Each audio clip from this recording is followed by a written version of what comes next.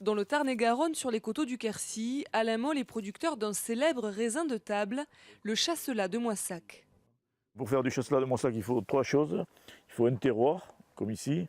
Il faut un cépage de chasselas et il faut un savoir-faire qu'on a et que tout le monde n'a pas. Donc c'était une production assez spécifique, assez délicate. Un savoir-faire délicat qui a nécessité l'utilisation de pesticides et ce jusqu'en 2005. Cette année-là, son médecin lui annonce qu'il est atteint de la maladie de Parkinson, une maladie neurodégénérative qui aujourd'hui l'empêche quasiment de marcher. Pour lui, c'est en partie la faute aux pesticides. Quand j'avais utilisé toute une journée de ces produits-là, le soir, j'avais mal à la tête et envie de vomir. Donc, au bout d'un certain temps, je me suis dit que ça avait posé problème. Depuis 2012, la France, premier utilisateur de pesticides en Europe, reconnaît officiellement Parkinson comme maladie professionnelle en agriculture. En 2 ans, 75 cas de Parkinson provoqués par les pesticides ont été reconnus par l'administration.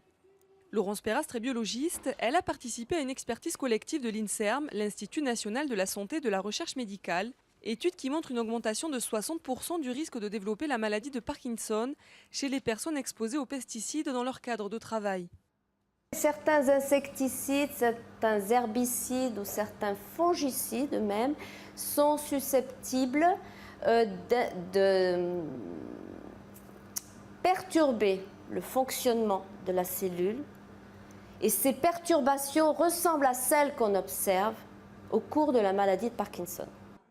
Dans le Tarn-et-Garonne, où la production de fruits est importante, l'association France Parkinson, qui compte 15 agriculteurs parmi ses 120 adhérents, tente de sensibiliser les producteurs.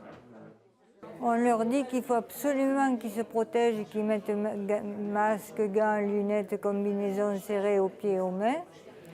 Et qu'on leur dit que quelquefois c'est un peu trop tard quand la maladie est déclarée. Parce que ce qu'il faut savoir, c'est qu'un Parkinson déclaré aujourd'hui a une antériorité de 10 ans.